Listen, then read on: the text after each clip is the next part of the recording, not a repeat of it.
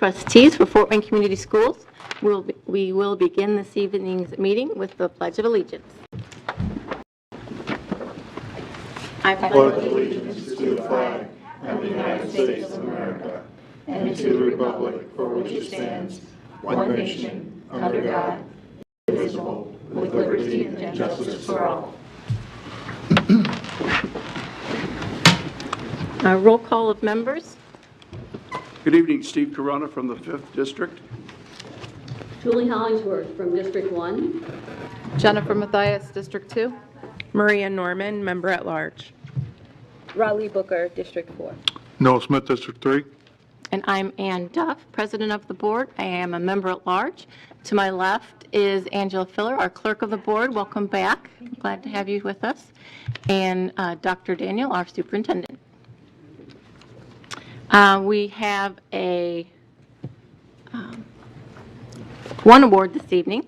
It is recommended that the board recognize 11th grader Theodore Pancake for being selected as one of 50 students across the state to participate in Indiana University School of Medicine's program, Molecular Medicine in Action, MMIA.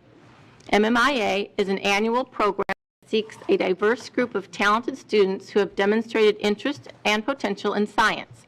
The selected cohort will spend 2 days learning about the latest techniques in molecular biology, cytogenetics, and cancer therapy, including analysis of gene expression, imaging technology, and modulation of cancer cell growth. Please come forward as your name is called so we may congratulate you. Theodore Pancake. Joining him this evening is Adam Swinford, Principal.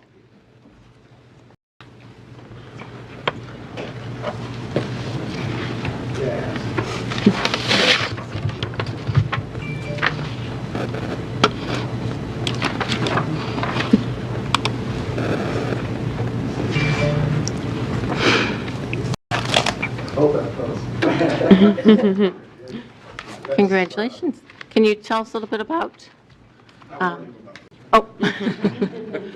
what you did exactly at this program? So it's a symposium about like genetics and different ways that science has advanced medicine into genetics in like cancer treatments, and it partners with the Riley Hospital to get students to explore medicine through new technologies and different experiments and stuff like that. And is that the field you want to get into, Is medicine? this something you had to apply for? Or? Yes, I applied to it. My teacher actually told the whole class about it, and I applied to it, and he sent in a recommendation for me. So. And is that are you going to go into medicine, or do you know? I don't know yet. It's a field of study that I'm interested in. I'm interested in psychology and neuroscience, so it definitely applies there. Absolutely. Well, congratulations. Congratulations. Yeah, Thank you. Glad to have you this evening.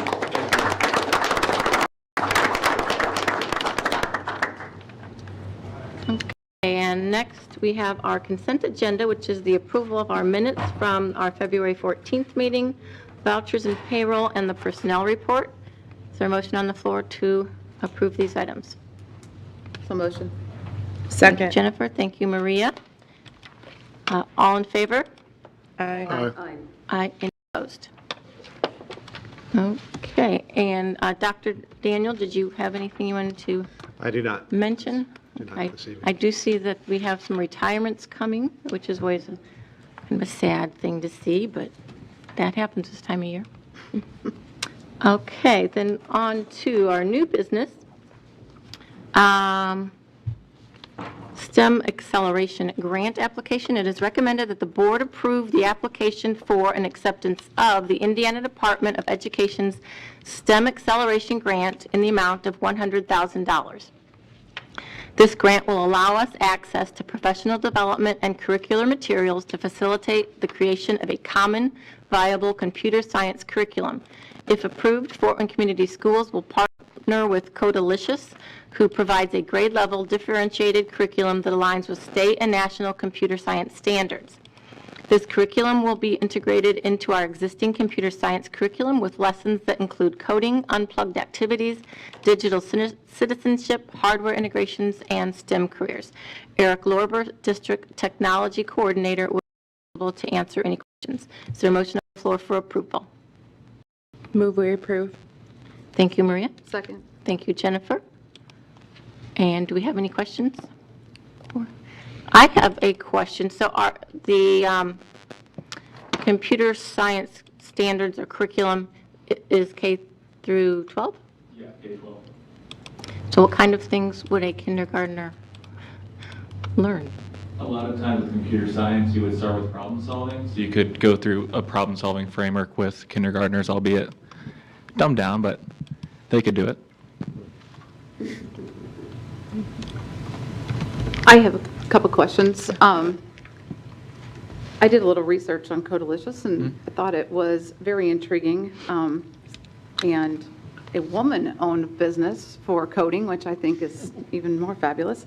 I wanted to know, we have the $100,000 grant that we're looking to approve, and then if we adopt Codalicious for future, I mean, how long will this grant be able to sustain this program? The grant would fund a partnership with Codalicious for 2 years.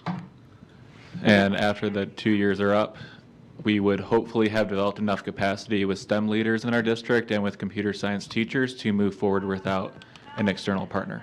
Okay. Thank you. Answer two of my questions all at one time. Any other questions? Yeah, I do. How many staff and students do we see using this program? If the grant is funded, the partnership would be for K through 12 curriculum. So any teacher that would implement computer science instruction would be positively impacted. That would be all K-5 teachers and any middle school or high school student that teaches computer science concepts either in a dedicated course or by integrating into a normal science class. Do you have any, I know I'm putting you on the spot, high school right now, is it in every high school? Is there a coding program in every high school? Every comprehensive, yes. Okay, great. And did I hear you say there's a dedicated coding course in middle school? And I believe 7 of the 11 middle schools Okay. currently. I know some of the elementary schools have coding clubs that meet after school or before school. Is this software that they would be able to utilize as well for projects or things like that? I believe so. The computer science curriculum for K-5 would include a 30-minute lesson that could be implemented once a week, but I do believe that some of the concepts could be abstracted out with some after-school project-based learning. Thanks. Thanks, sir. Thank you. Okay, all in favor? Aye. Aye. Any opposed? Okay, and Steve, the Lenovo ThinkPad. Yes. It's recommended that we approve the purchase of 617 Lenovo ThinkPad Yoga L13 and 756 Lenovo ThinkPad Yoga 11E laptops from Process of Indianapolis in the amount of $970,520. The purchase of these laptops represent the first purchase for the forthcoming 22-23 school year and will ensure that our students and teachers have current technology to support instruction. This is a part of our normal 4-year replacement schedule. We were able to secure pricing that was below General Services Administration pricing, and in our state, it does not require public bidding for purchases made at or below GSA pricing, which is good for us. And we're going to pull the money out of the Common School Fund. All right. Someone is here to answer questions if you have one. Thank you, Steve. Is there a motion on the floor for I approval? move for approval. Second. Okay, thank you. Do we have any questions for Kevin?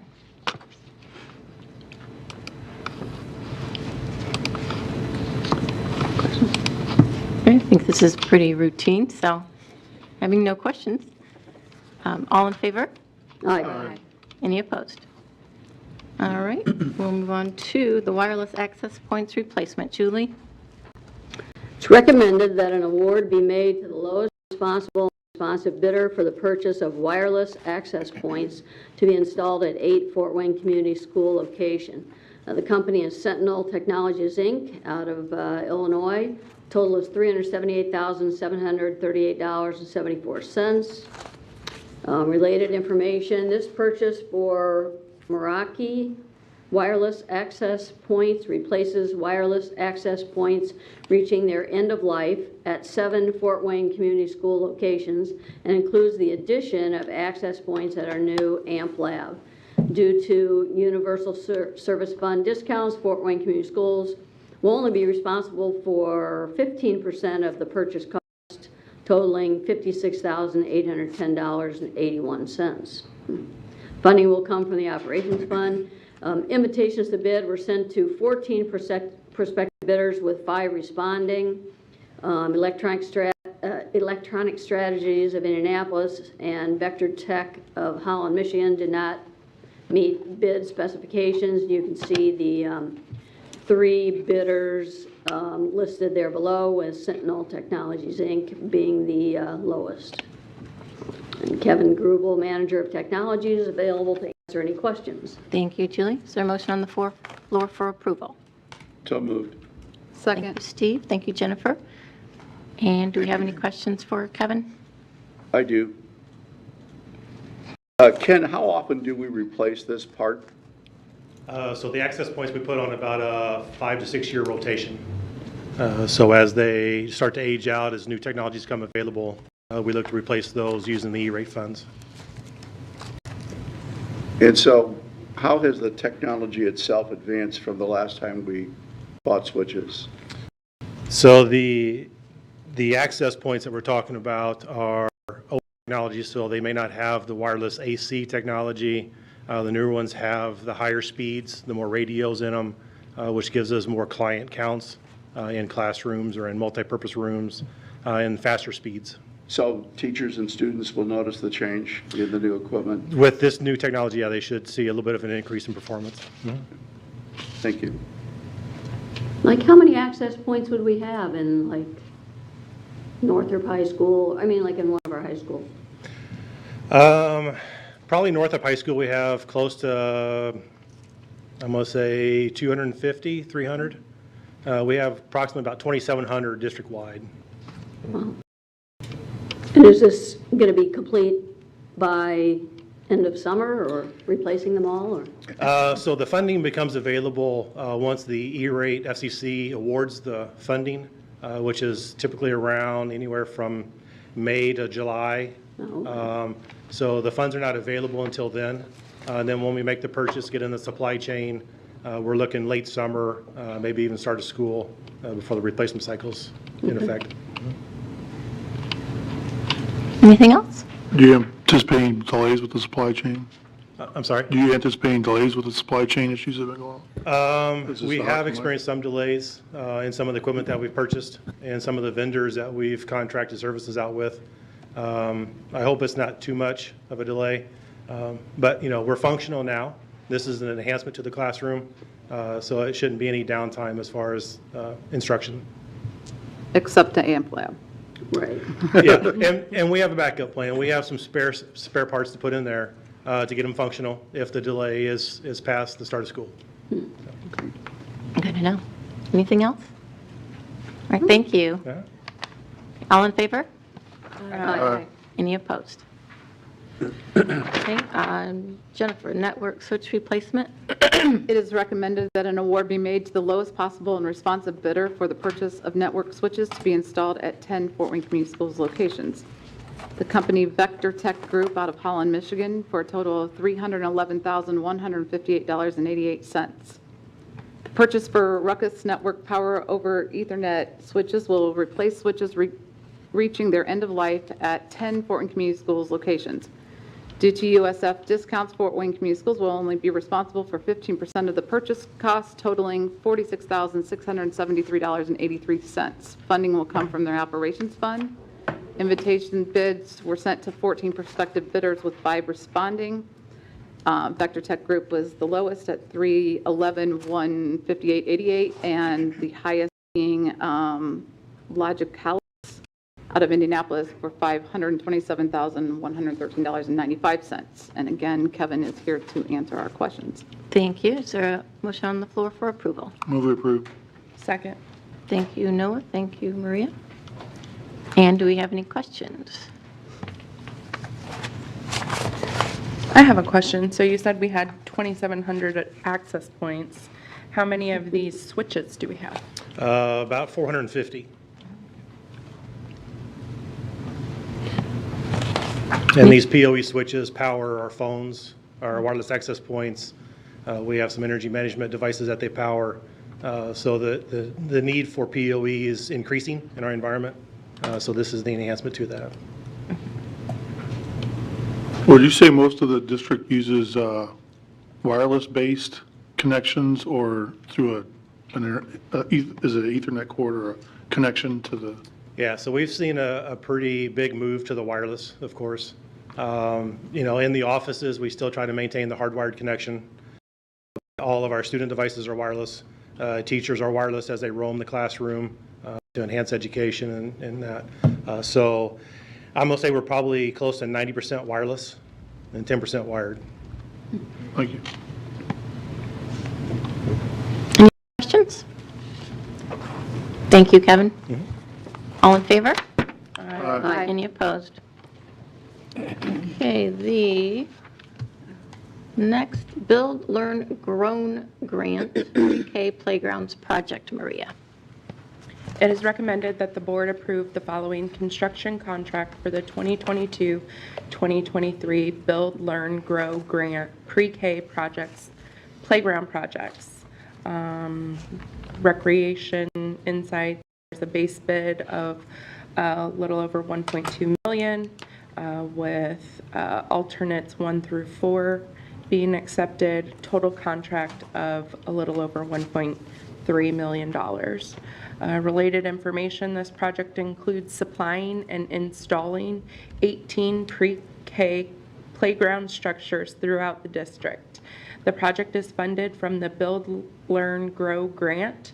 Project specifications require that the work be complete by August 1st, 2023, and Darren Hess is here to answer any questions. Thank you, Maria. Is there a motion on the floor for approval? Move where you approve. Second. Thank you, Maria. Thank you, Noah. And do we have any questions for Darren?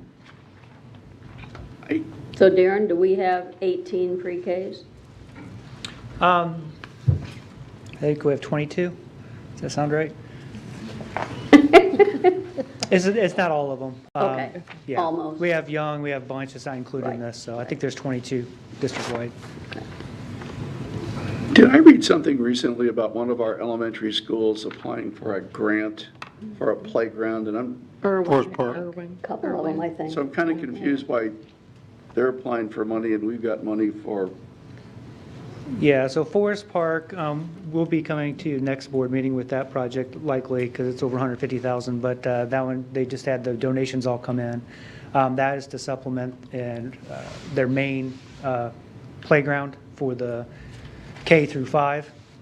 These are specifically designed for pre-K, and out of this grant, it can only supplement the existing pre-K programs. Got it.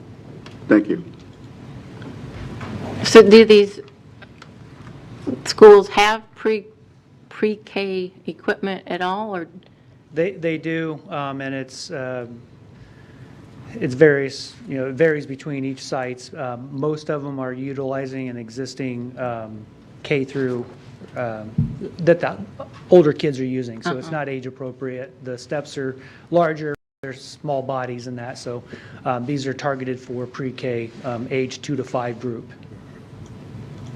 And the And the playground, I know at Harrison Hill for pre-K is on the, was it the north side of the building? That's correct. So you're going to be replacing that equipment in that area? Yeah, and then one of the alternates actually takes that existing equipment, moves it over to the south side, and Okay. supplements the K through 5. Got it. Anything else? Okay, thank you, Darren. All in favor? Aye. Any opposed? Okay, and Raleigh Site and Traffic PPI Project. It is recommended that the board approve the following construction contract for the 2022 Site and Traffic PPI project. Contract goes to API Construction Corporation, a base bid of $511,700. There were 5 alternates presented, 3 were accepted for a total contract of $677,500. Related information, this project includes the removal and replacement of existing concrete walk and asphalt paving areas at several sites. Martin Riley Architects and Engineers designed the project. The project is funded from the Operations Fund and is identified in the Capital Project Plan. This recommendation is within the program budget. Project specifications require the work to be completed by August 5th, 2022, and Darren is here to answer any questions. Thank you, Raleigh. Is there a motion on the floor for approval?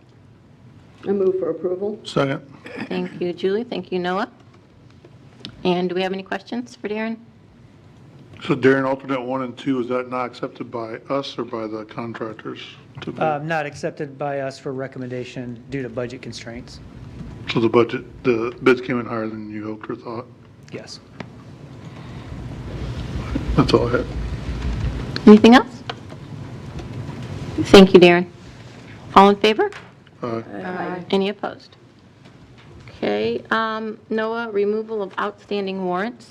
It's recommended that certain checks be removed from the record of outstanding warrants. A complete listing is attached. Due to Indiana Code 5-11-10.5-2, that law states that all checks drawn on public funds of a political subdivision in the state of Indiana that are outstanding and unpaid for a period of 2 or more years as of the last day of December of each year are considered void. Attempts have been made to notify all persons or vendors with outstanding checks valued at $10 or greater. Kathy Friend's here to answer any questions. Thank you, Noah. Is there a motion on the floor for approval? I move approval. Second. Thank you, Raleigh. Thank you, Jennifer. Any questions for Kathy? Okay, all in, Somebody sees their name published next week or so, can they give you a call and Yep. get their $5.98? all right, all in favor? Aye. Any opposed? Okay, and the Goal Book Toolkit, it is recommended that the board approve the contract to provide Goal Book Toolkit for our special education teachers and special language pathologists for $481,950. The contract runs until June 30th, 2025. Goal Book Toolkit is an online resource for special educators to identify students' present levels of performance, develop and monitor standards-aligned IEP goals, and identify strategies to support the students in achieving their goals. IEPs with high-quality present levels statements show a positive outcome in reading and math for students with disabilities across grades 1 through 11.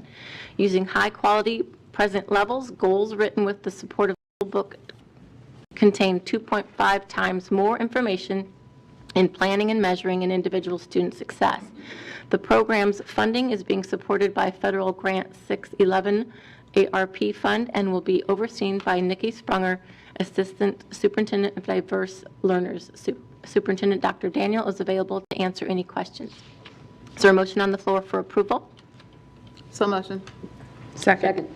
Thank you, Jennifer. Thank you, Maria. And are there any questions for Dr. Daniel? So do we already use something similar, or if not, is this new, and what, do we have So- experience with it, or? Yeah. So we've tested it out, and Dr. Sprunger would be here, but she has some personal reasons. I'll just leave it at that. Just wish her the best tomorrow and the next day.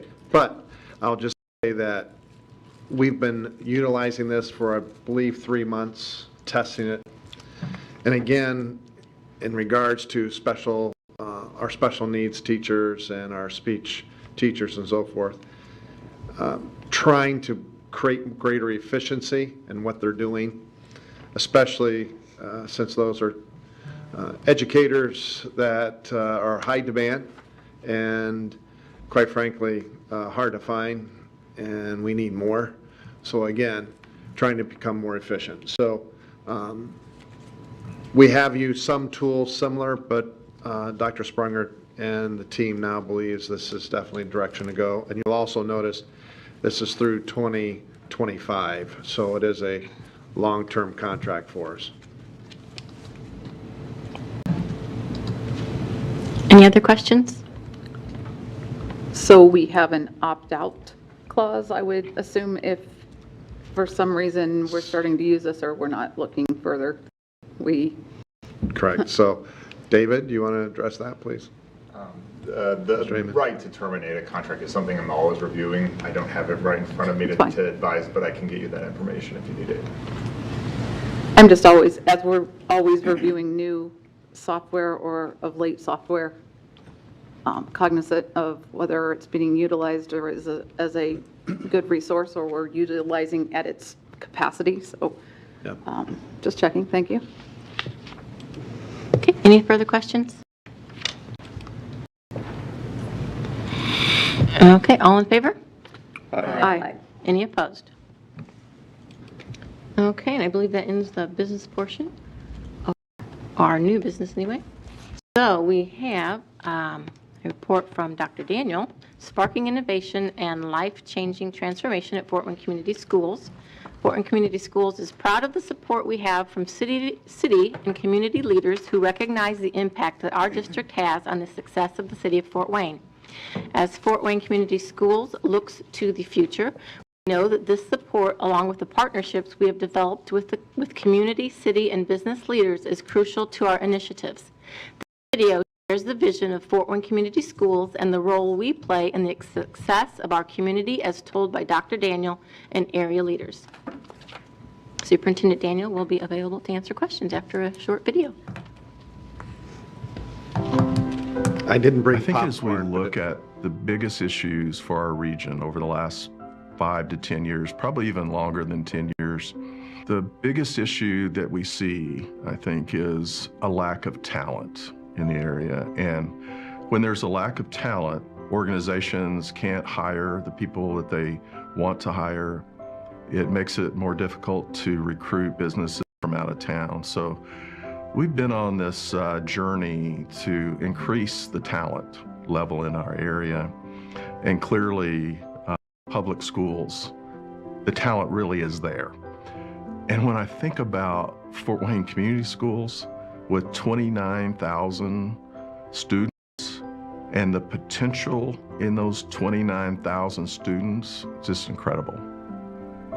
You think about why businesses and why people move to a community, it's dependent on the school system. You have a strong school system, it's a magnet for new business attraction, it's a magnet for why people want to live here. It is critical that everybody embraces the school system and have it rise to the best it can be, not only for the businesses and for the economic growth, but for the young people themselves so that they have the best opportunity to have their best life as well. So when a strong public education system educates our children, essentially our tomorrow, those children end up giving back to that same system that strengthened and positioned them for success. You know, in the last 10 years, Fort Wayne has done roughly $1 billion in economic development, created 22,000 jobs. That didn't include electric work. So I think in the next 5 years, we're going to be creating that many jobs. And we need people from Fort Wayne who can do all these jobs, that can fill the workforce. When you have healthy adults, you have healthy communities. You know, you can't produce healthy communities if adults are not having a pathway and understanding exactly what they need to do to be productive. A strong public education system is so vital to our community. They're tomorrow's employees, they're tomorrow's customers, and we have to make sure that they grow up and be the best people they can be. my why in regards to creating a scenario in Fort Wayne Community Schools that is sparking innovation and transformation is simply this. We have to produce graduates that are ready for the workforce, are ready for some type of post-secondary training. I would say both, because if we're going to continue to grow as a community, as Northeast Indiana, we need a viable workforce that is quality, and hopefully that brings investment. Regarding Fort Wayne Community Schools' role in building a community, I think we are a foundation. Those programs that lift all students, and I say all students because we need students who are college-bound, 4-year degrees. We need students with associates. We need students who receive certificates, apprenticeships, so forth. Some type of driving post-secondary, but to do that, we have to have quality graduates. We need to be partners in moving all students to this level of quality. I believe every child deserves a great education. It's just vital. It's critical that the early learning is done. So when they come to school in kindergarten, they're ready to go. And so they're on an equal platform as all the other children. If every child in Fort Wayne Community School District, whenever they're hitting that first door, if they know their shapes and colors and have a really good vocabulary, how much better will the outcomes be to hit third grade reading level, fourth grade math, but all these pathways to success start. The first pathway is making sure that we're delivering 5-year-olds that are ready to learn. So in regards to 5 key areas of moving students, where does it begin? Pre-K. So we begin with your pre-K programming, again, trying to level the field. We know that pre-K is a program that works, that if we can see little ones who are entering kindergarten at the same level, their chance of finishing at the end of that funnel is far greater than those who even start 2 months behind their peers. Because if they're 2 months behind their peers as kindergartners, they're 2 years behind their peers as 8th graders. So pre-K is absolutely one of the, I will say, one of the most important pieces there is. Second of all, how do we focus on literacy?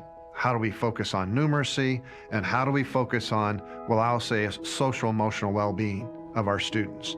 If they don't have those 3 areas and they're competent in those 3 areas, what kind of graduate are we actually looking at? So we need to ensure that that happens. Thirdly, we also need to link what is real world.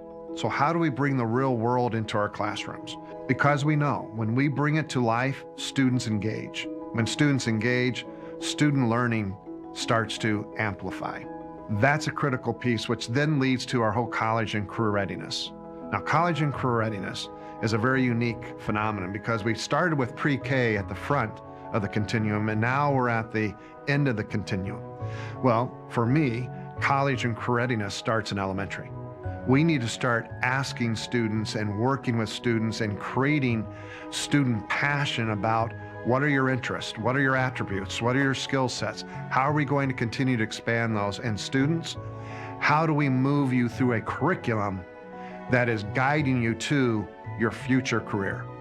So that happens again in elementary, it happens in middle school, and it happens in high school. Our work doesn't stop at graduation. Matter of fact, our work actually continues. Our work still means what are they doing after high school and what's the success of that kid? We call that persistence rate. Are they attaining that certificate? Are they working 40 hours a week? Are they into a 2-year program or a 4-year college program? That's not for me to decide. That's for a student to decide, but our job is to assist them and mentor them even after graduation. That's a very different concept, but we just went through a whole continuum of pre-K to after high school, leading to hopefully graduates that are going to enter a workforce that they can make a livable wage and they can be successful. Economic development is very important to our community. It's about our community growth, and the education system just plays right into that. When you look at how the school systems are preparing our youth for career pathways and for careers in job opportunities, when we're talking to a client about growing their business here locally or maybe moving a business here, they're interested and concerned about what the education system is like. They need to know that they have a pipeline of talent that can fill the roles that they need. Well, I think one of the biggest issues we all have as employers is finding capable employees to do the jobs we need. How do we graduate kids from high school with a certain set of trades or skills that they can immediately go into the workforce with and provide employees to companies in Northeast Indiana? I think it's pretty much a proven fact that if you're from this area, you go to work here, the odds of you staying in this area are like greater than if you import somebody and then 2 years later they want to go back to where they came from. So I think it's essential that we provide the skills to young kids that help them either go to work out of high school or prepare them for a proper college education that's meaningful. I've often wondered, why haven't school systems merged with economic development programs? Should we not be providing graduates that are ready to move into the high demand areas of our local economy? In Fort Wayne Community Schools, we've chosen basically 6 main areas. We call them pipelines that we're focusing on. One of those would be e-commerce. You look at the Sweetwaters, you look at Ruoff Mortgages, you look at those corporations, it's about e-commerce. Well, that's a very different marketplace than what it was, say, when I graduated, which manufacturing is heavy. But I also say advanced manufacturing. That's another pipeline. A third one would be trades. When I first came to Fort Wayne, one of the main things I heard was, how can we expand the presence of people in the trades connecting with our kids in the classrooms, because there's such a high demand for those workers in the trades. A fourth one would be data, IT, and analytics. That sort of speaks to itself as well. I don't think there's any organization that's not tied to some way with technology. So health and related sciences, major demand all across our country. We're going to see that continued demand. We just asked 5 of our major industries, in Fort Wayne, Indiana, Northeast Indiana, to come forward and partner with us. What about the teacher shortage? What about us also growing our own? So we also have a 6th pathway for education. We're trying to expand the workforce that is ready to move into the high need areas of our community that hopefully are also well-paying. You're going to have a way to continue to advance, so continuous learning, and you're going to improve their overall economy of Northeast Indiana. Many of you may know we're part of electrics, and I think that's a beautiful thing that's happening, because that moves our students into an environment that's innovative, that's creative, and quite frankly, if that doesn't spark innovation, I don't know what will. What's happening in this space is simply this. We're going to focus on entrepreneurship. We're also going to focus on digital animation space, digital music, but also urban ag. Those are just the beginnings of what we could see at Electric Works. But we're also doing that with 8th graders. So we're working with the Boys Club, Girls Club, which I think is truly sparking innovation, because we want each of our 8th graders to go through, if you will, learning labs that attach to the 6 pipelines. We will use that equipment in those particular learning labs during the day, but also Boys Club and Girls Club will use them in the evening. We're so happy as Boys and Girls Club to be part of one of those areas with that experimental learning opportunity through the Jim Kelly Career Development Center, and basically giving kids, particularly 8th graders, early exposure to different pathways around trades in our community. As you know, there's a skilled trade gap in our community and really across Northeast Indiana, and to be able to partner with Fort Wayne Community Schools to ensure that all their 8th graders have an opportunity to be exposed to these different pathways is really amazing for us. Well, one of the reasons we started the Jim Kelly Career Academy next to the Boys and Girls Club was to try to engage kids at a younger age, prior to getting close to go to junior high or high school, with opportunities that are here in our market. We have maybe 15 or 20 great businesses like ourselves that need good employees, And we want kids to see what's out there, what's available. What would it be like to work for Kelly Automotive? What would it be like to work for Sweetwater Sound or Steel Dynamics or Ruoff Mortgage or any of these great companies? And so I think if we do what I want to call a teaser lab type situation, where kids might be in 4th, 5th, 6th grade, 7th grade, and they say, hey, I really like one of these 2 careers, and then as they go through high school, they can sort of pursue those avenues with proper help and education from the school system. And I know Dr. Daniels has been very, very supportive of that effort, and I think that's just step 1. It just so happens that we've adopted a new program called 3DE, which is part of the National Junior Achievement Program. Phenomenal successes in places like Atlanta, Tampa, Louisville, but we are now one of the lead districts in the country. What's it about? It's about bringing partnerships into our classroom with real-world case study analysis, case study method, but here's the key.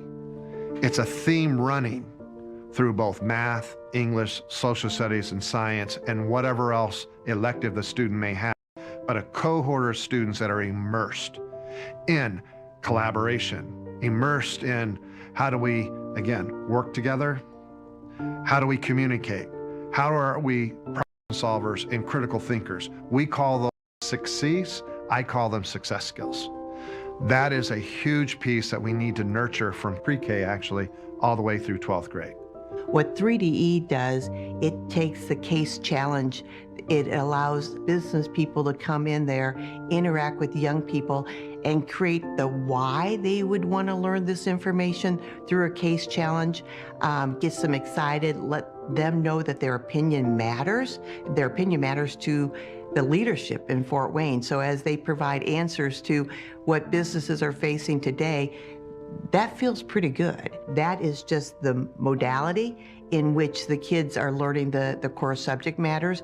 It's really about learning the success skills that are going to ultimately make students successful in the future, such as collaboration, communication, persistence, respect for others.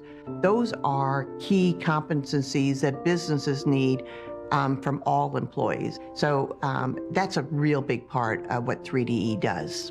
I think Workforce Ready is so important to our community because it's how are we supporting the business growth in the community.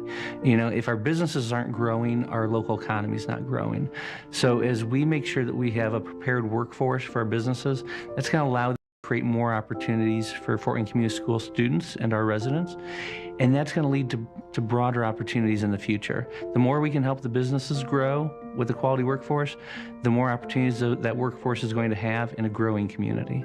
I'm excited for where Fort Wayne Community Schools is going. I think the direction of our school system is becoming more and more relevant as we move forward. And I'm just thankful that we have administrators like Dr. Daniel and others to take our school system to the next level. I can tell you, as I've looked at districts across the country, those who have created a way to bring the curriculum to life, that have created hands-on applications, project-based learning, things such as attendance increases, things such as grades increase. Also, discipline tends to decrease. Behavior is much more adult-like. And quite frankly, I think those are the things we want. I think if we do this, not only will Fort Wayne continue to be one of the fastest growing communities and cities in the Midwest, but why not the entire country? I think the thing I'm most proud of is that Fort Wayne Community Schools is prioritizing and then really being intentional about bringing awareness and programs that are really going to hit those top line priorities. And I think that that's exciting because I think it'll be those programs that really do move the needle as far as a community and about preparing these students for next generation jobs. I'm personally very excited to be engaged with Fort Wayne Community Schools' new initiative of sparking innovation and transformation into tomorrow's students. You look around at the business success here, the entrepreneurs that have come from this community, stayed in this community, and they grow our region. If we can inspire those entrepreneurs to continue to do that and to stay here, That's going to be the game changer. We're going to grow our own, and that's going to grow the region. So today's educated children are tomorrow's lawyers and doctors and politicians and tradesmen. But most importantly, they're tomorrow's responsible, contributing residents, or the opposite. And so it's up to us to really give them the education and the skills that they need to make those decisions responsibly. So we then have responsible, caring adults as we move forward. If we deliver more 17, 18-year-olds ready to be great citizens, we're going to have the best version of Fort Wayne and the best version of Allen County. So our mission in Fort Wayne Community Schools is simply this. We want to educate all students to high standards. Each student is important. Do we really believe each student can learn? Do we really believe each student should have, upon graduation, a pathway such that they can make a livable wage? I believe we do. We call that the culture of our district, and we believe culture wins.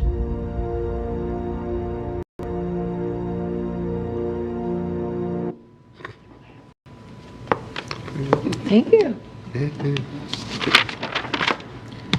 I think real world and more relevant is very important. And I see you doing that in our district. Yeah, I would like to say a couple people. Jen, who is our marketing director, was vital in this, bringing it together. Also Asher Agency, who helped us put this together.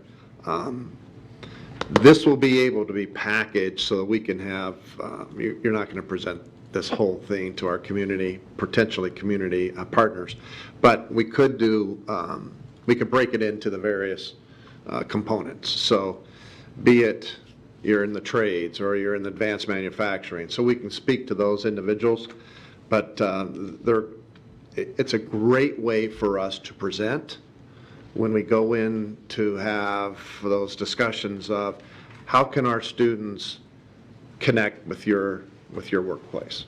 How can your workplace connect with our kids in our classrooms, with our teachers, supporting what our teachers are teaching and bringing true relevance to that curriculum? So very excited about that. And I'll also say that on April the 20th, we're asking about 300 people to come together, approximately 150 of the educational world and 150 of the business community world and our community as a whole, coming together to say, what does that ideal graduate look like in FWCS, Northeast Indiana, and North Indiana? Why is that important? Because we want to reverse engineer that all the way back to kindergarten and pre-K, and what is it that we're trying to teach? What is the community really saying are the critical attributes for these graduates? And I'll bet it will most likely not be only the curriculum or the academic side. It will be the success skills. It will be the soft skills, if you will. And that's what I've heard time and time again from the leaders you just saw on the video. That's what we'll stress. Now, the key is you have to teach, you have to reinforce, you have to recognize students as they achieve those skills. If you don't, I think it's just water off a duck's back. And it very rarely does it truly land. So, going to be very purposeful with this. And we have many things in place. But again, you as board members, of course, will be invited, and there will be other invitations that will be sent out very soon. We don't have the exact location, but we have the date. And so again, April 20th, and that's when we begin. What is the profile of the ideal graduate of Fort Wayne Community Schools? Any other questions, perhaps? Can parents find this video somewhere? Is it on our website? So you are the first to see it. So now we'll start to strategize where to place it. And again, I think certainly the whole could be on our website. And then how do we start to work it with our FACE, with the community engagement? How do we work it with our career clusters? You know, it's a new world today with even high school graduates having pathways, and are you achieving those pathways? So this is a very exciting time. I'm so pleased and thankful also, and want to express our gratitude for the various people who are part of this video, for taking the time out of their very busy days. But I think you can hear Fort Wayne has a need. And the need is we need high school graduates that are ready to either move immediately into the workforce or go into some type of post-secondary training. And quite frankly, and you and I were at a particular plant, I think I came away from there with the thought of, or the message of, I don't care what the position is today, it is continuous learning. You don't go into a job and think, I'm settled, I'm there. Nope, there will be continuous learning happening. So again, what we're doing with our various programs, with capstones and 3DE, again, 3DE with all students eventually is very profound. But we also have programs like the Anthus Career Center. We have AMP Lab. We have, I will say, you know, New Tech High. We have programs really for any particular student in Fort Wayne. And oh my goodness, the level of these programs, I just wish my kids were in high school again. I mean, it'd be pretty cool thing to have them do. So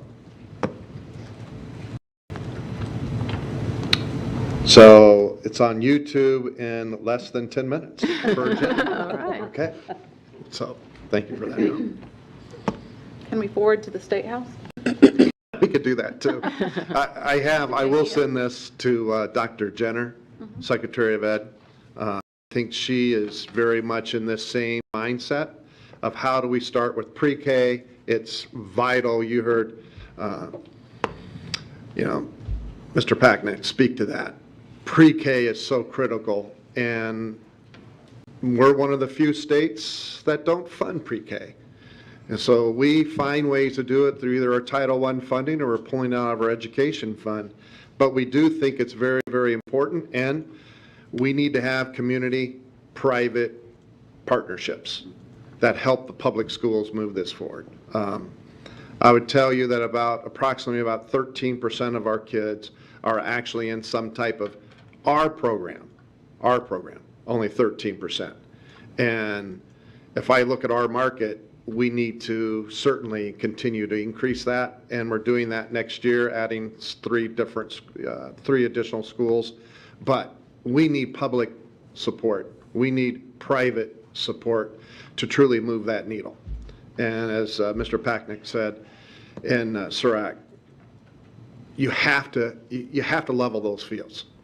And if we're going to see a workforce that's ready, and that's way back. I mean, that's 12 years down, you know, but it has to start.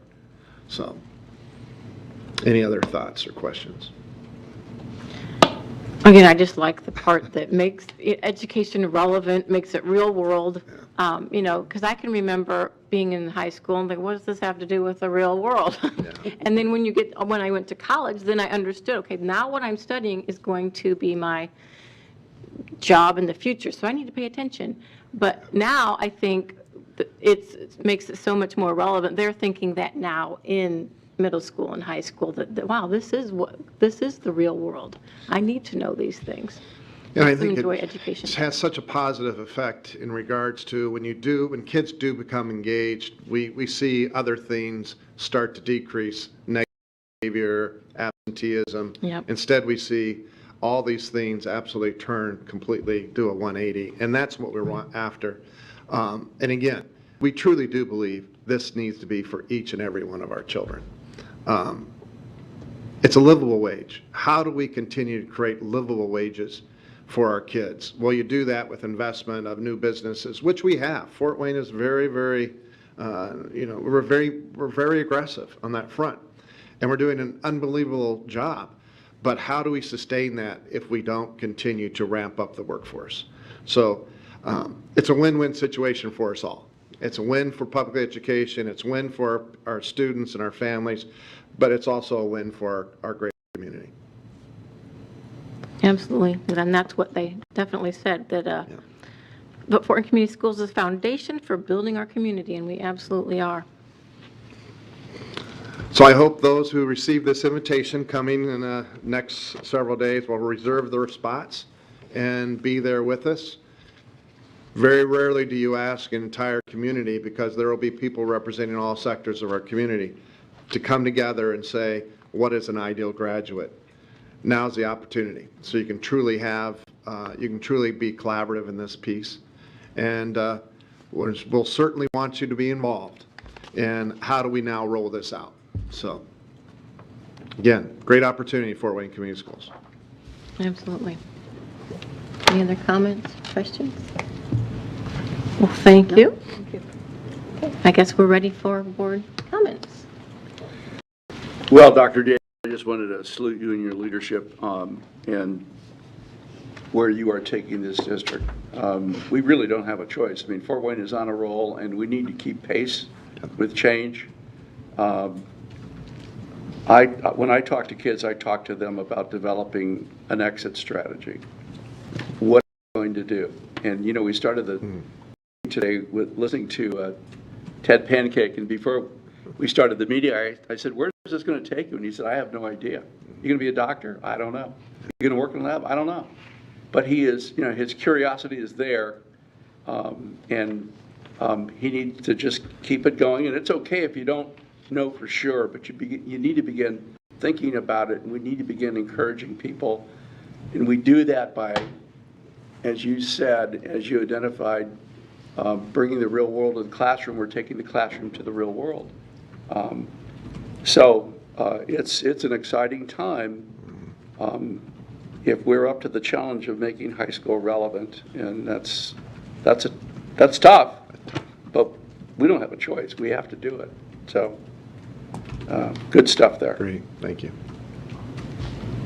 Yeah, I agree with Steve. That's what I was thinking too. When, in fact, when we were in the process of hiring a superintendent, that was, you know, business, school partnerships was very important to us, because we knew it was going to be important to not only the future of our district, but to serve our students. So kudos to you for reaching out to all the business leaders in the area, and looks like that, you know, is beginning to pay off. A lot of exciting things happening, like you said. Am I correct that this is SAT week? I believe it So is. parents- Thursday. So it's Thursday, The yes. new requirement for all juniors in Indiana to take the SAT. That's right. That's going to be Thursday, and that also means that freshmen, sophomores, and seniors are going to be e-learning. Is that correct? That is correct. So that's an arrangement to ensure that we have a testing environment in each of our high schools. So a little creative there. I'm so glad we have one-to-one and we can utilize that technology. And that's both a good and a bad thing. It's really good for students who, you know, maybe they are not even aware of their own potential. And they get a chance to take the SAT. It's paid for. And, you know, it's a good way to compare themselves, and maybe they do decide over the summer that, oh, you know, I really do want to go to college. Well, they've already taken the SAT, although, on the other side, more and more colleges are not requiring it. And the real downside of it, of course, is that schools are going to be evaluated on the students taking the SAT, and that has some downfalls. But for individual students, that's, you know, it's a good opportunity for them. So get a good night's rest. That's it. I appreciate the video and all the information, as I do have, and I'll have an incoming freshman, so there's some very exciting things for him to be looking forward to. So I doubt that my other kids want to come back to school, but I still have one there to utilize, and really looking forward to that 3DE. Along with that, I guess I can kind of tie that into a couple of things I wanted to say. Is, you know, legislation has often unintended consequences, and as we saw our business partners there and potential people working with us, there were certain rules that were requiring far out curriculum and laying out necessarily, like, not necessarily curriculum lesson plans, but guest speakers. And we all know when we bring in a guest speaker, they're there for a reason. They're there for us to have curiosity and to learn from, and from that comes other things. But we did see Lena at JA, and JA is part of our, ingrained in our schools. And so there are volunteers out there all over, and I'm one of them, for example, that does go and talk about entrepreneurship, and I'm hoping that some of these things are looked at and paid attention to of how our schools utilize our business partners in our community when they come into our schools, and those volunteers that are, coming in. And I would hate to push away those wonderful business partners that we're looking at in growing our workforce. So I hope that, people are out there looking for that. But on a happier note, I did get to spend some time this week, and there were several board members that also got to walk out and walk in with, show the support to our teachers this week, and join them in the morning before school and one school after school. And I was honored to be with those teachers and support them and let them know that we're here for them, and that we understand what some of these bills and the consequences they bring to our teachers, that, we're here. And I think that they appreciate it. It was, fun to be with them. And out of that, I was able to attend, got invited from, so shout out to the teachers at Haley and to Jefferson Middle School. But Haley, I was able to go to a Title I event on Thursday night, where we've had Sammy Vance here a couple different times, a Buddy Bench student. We did some recognition for a past graduate here, but this child is actually in our school right now, and at the Title I event they hosted, and she was there sharing her book, Inspire the World. And since we are talking about, increasing literacy and numeracy, this child is writing books and inspiring the world. She's going to be on Reading Rainbow live on Sunday, and I think it's a pretty exciting event. If you're a child of the 80s, you might remember Reading Rainbow, which was exactly what they were looking for on PBS, was to increase literacy in our children. And they used to hit, the program reached more than 2 million viewers each week, which I think was pretty amazing on PBS. So they are reinventing PBS and Reading Rainbow, and they're going to have a live streaming event coming up here, where you have to get tickets and other things, and then you can watch it. Student librarians can get it, etc. I was reading a little bit more about it. But anyhow, she is going to be on that on Sunday, which I thought was pretty amazing. And she is inspiring the world and kids, and they had this at the Title I event, and was able, any child that came received a book. And they had a huge attendance. They had over 207 students and family members in the building on Thursday night, which is a great thing to see, specifically since it was Thursday, and you know what Thursday brings? It's bad weather lately. So they got it in before then, and I just want to thank Principal Howard for having me out there, and all the teachers. That every room was filled with something exciting for those kids to do, some hands-on reading, bookmarks, sensory things, some food in the cafeteria for the kids and everything. But it was a great way to see our families back in our schools again. So it was a good week. Nice. That's it. Thank you. Thanks for that video, Dr. Daniel. I have a 5th grader, so all of this will be options that he has, but also excited for all the students in our community to have these opportunities. Last Thursday was a busy Thursday in Fort Wayne, as it was the elementary basketball finals, and I just would like to congratulate Weiser Park and Maplewood. They were the boy teams that made it to the finals, and Tolles and Croninger were the girls teams that made it, and Tolles and Weiser Park won those. It's kind of fun that the final score for both games was actually 24-16. But that happened at Wayne, and Principal Hauser was just a great host for those teams, and it was just a really exciting night. So congratulations to all those parents and students who worked really hard this season. Thank you. Raleigh? So I was able to do the walk-in with other community members and teachers last week in support of our teachers, and that was really great for me. I've had the opportunity to go down to our State House twice within the last 3 weeks to stand in support of our teachers and our students here in Indiana, to stand against and use my voice against some of the bills that impacted education negatively or could potentially do that. It was an amazing experience just seeing the different organizations like KISS and ISTA and ISBA and Indiana PTA and so many others who really just stood and rallied together to use their voices to raise awareness about things that are going on in our communities that directly impact our communities. Like the video that we just watched, the quality of education that our students have directly impacts the success of our communities.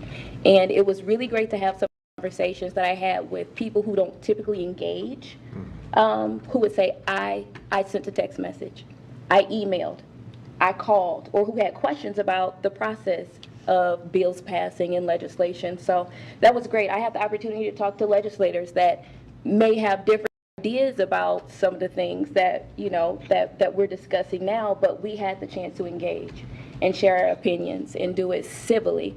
And so it was great. We have a couple more weeks before the legislative session ends. So just encourage you to stay on top of it, continue to be aware, continue to pay attention, continue to use your voice. The people who show up and use their voices are the ones that impact what happens to all of us. So continue to do that. Oh, also, Jen mentioned JA. JA is in constant need of volunteers. We have a great partnership with them. I've been able to go to Biztown a few times within the last few months. There are certain schools that don't have as much parent engagement, so if you are looking for a way to make an impact in our schools, JA is an amazing program. Big Brothers Big Sisters, Ann has encouraged me to become a part of that, and just the looks on the kids' face when I go in there and they know I'm coming, and we have a great time together and we can connect. It's really a beautiful thing. So there are many opportunities for you to connect and make an impact in the lives of our students here, so take advantage of those. Thank you. And I'll speak to another one of those opportunities, which is substitute teaching. There are positions available. Lane, unfortunately for them, suffered with me last Thursday. It was quite an experience. I'd like to thank gym teacher Brett Guthner for having twins and having the day off to allow me to come there and sub. I'd also like to thank Kristen Roberts, Julian Masterson, Kelly Evans, assistant principal, Stephen Fuchs, SRO, and Matthew Heron, the principal, for supporting me, and particularly Jackie Wilson. She gets a special shout out because she showed me where to turn the lights on and off, how to get the storage room open and the basketballs out. Raleigh mentioned gym class. Okay. Which you would think would be easy, Get it now. but it was an interesting experience, but it was a lot of fun. I endorse Raleigh's recommendation for junior achievement. I think it's a great program, but I've taken my junior achievement hat off this next couple of months to help sub once a week. So there'll be some poor school Thursday that gets me again. So just would encourage anybody who's willing to try and make an impact and try and help out. This is a great way. Really enjoyed meeting the kids. Some kids were more interesting than others, but it was quite a good experience overall. So highly encourage that. And we have a need, so thank you. Dr. Daniel? Also want to remind parents and really anyone who would like to examine, we are in the process of adopting our English language arts curriculum. There is a meeting scheduled for elementary level on March 7th from 6 to 7:30 p.m. at FACE. And I believe there's also a Zoom link, and that will be found on our website. Middle high school meeting will be Wednesday, March, make sure I read this right, Wednesday, March the 9th, 6 to 7:30 p.m. So again, we're wanting community input, and what does that look like? And as you can see, literacy is first and foremost in what we're trying to move forward. And the purchasing of or finding resources that will best serve the needs of our kids and provide tools for our teachers. Second of all, I was also happened to attend Abbott Elementary School had a Black History evening with their parents and their students, and it was phenomenal, and it was very moving. They also had doors that they decorated. Again, I know many of you also attended that, but it was something that, as you hear our students, and there were students of various backgrounds coming together, examining what is Black history. This is the first time, and I've been in several districts, this is the first time I've truly seen a program that was, that the students were highly engaged, and the parent participation, there weren't too many empty seats that evening. And I believe that was the fourth of 3 presentations that day. So again, great things are happening in our schools, so very proud. And I don't know, Kathy, should I say what I just received or not? So just to let all of you folks know, we did receive some good news. 1134 has not been pushed forward, so it is dead. It is dead at this point in time. So again, I think participation, people bringing forth, we're all about transparency. We'll continue to do so. Thus, these sorts of things should happen in every district. And with the ability of our teachers through our learning management systems, every parent should know what is happening this week in this classroom. There should be syllabi available for all of our parents. Absolutely, those things should happen. And if they're not happening, we need to know those things so we can work on that. Again, I want to thank our board members, our teachers, our various community leaders throughout our state coming together and saying, hey, this isn't the bill that we want. It needs to be, yes, transparency is very important. Yes, we're not going to be teaching things that should not be taught in classrooms, which should be dialed down to what is the Indiana state standards, and are you following that curriculum? And surely, as I've said so many times, we can't teach all the curriculum as it is right now. So let's be very, should we say, specific.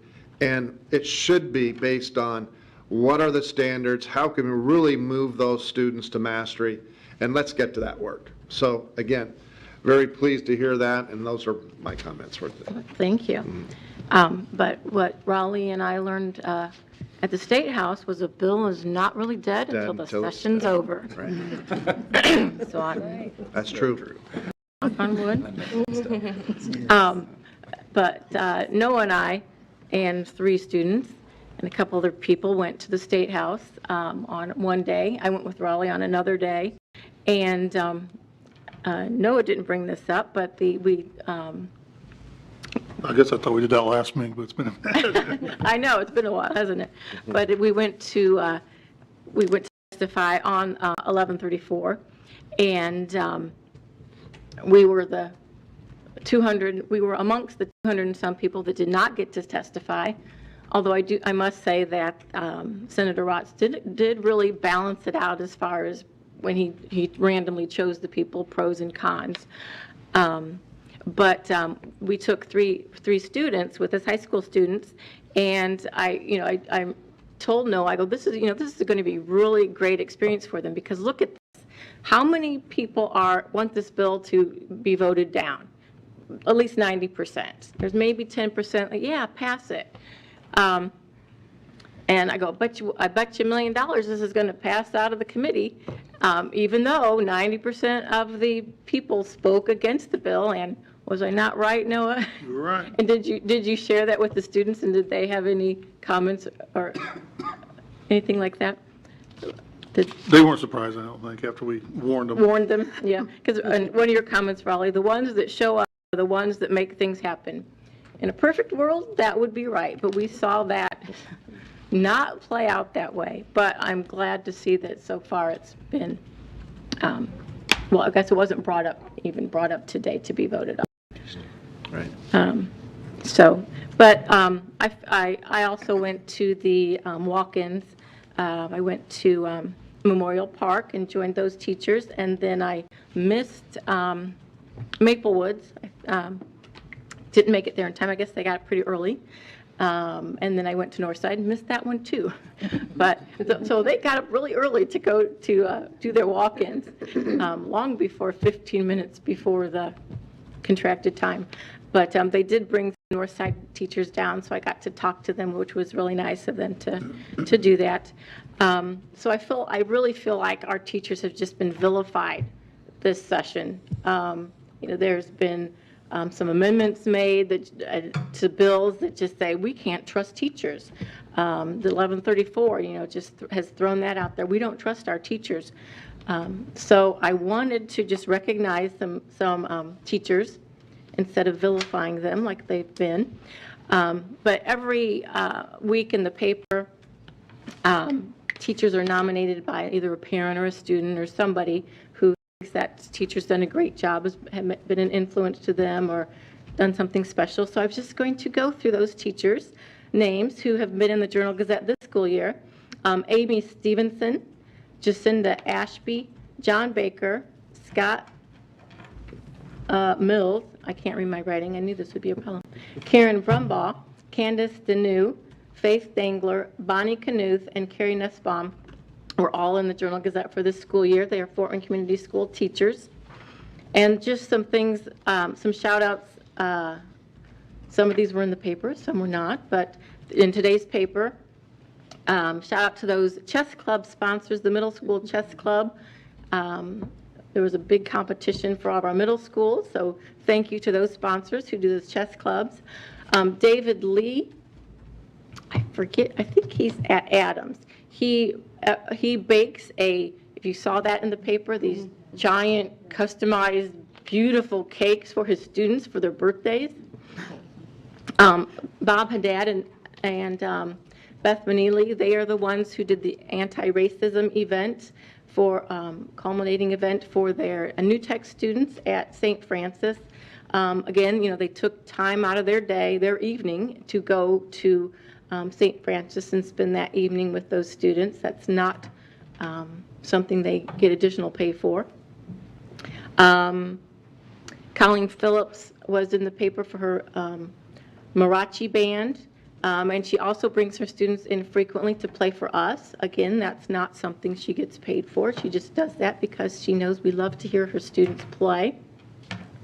One of my friends, Eileen Doherty, spent her weekend, she's at Lindley, she spent her weekend moving from into her new classroom, so spending her own time, not paid, to make sure that her classroom is set up and ready to go for her kids on that Monday instead of moving in during the school day while they're there. Did that all in her own time for the sake of her kids. John Lucky, who has been at Kikianga, I saw him when I went to Memorial Park, and he's been spending a lot of his own time building a program, engineering and technology class at Memorial Park, spending a lot of his own time, his own resources to make this program a great program. So I know that our teachers have spent a lot of their time also fighting for their jobs. Like I said, I think they felt vilified this school year, or this legislative session at least. So just shout out again to all of our teachers for all the great things you do. So thank you very much. We appreciate you. Is there a motion on, is there a motion on the floor for adjourning? Move adjourn. Second. Thank you. All in favor? Aye. Any opposed? Okay. And we have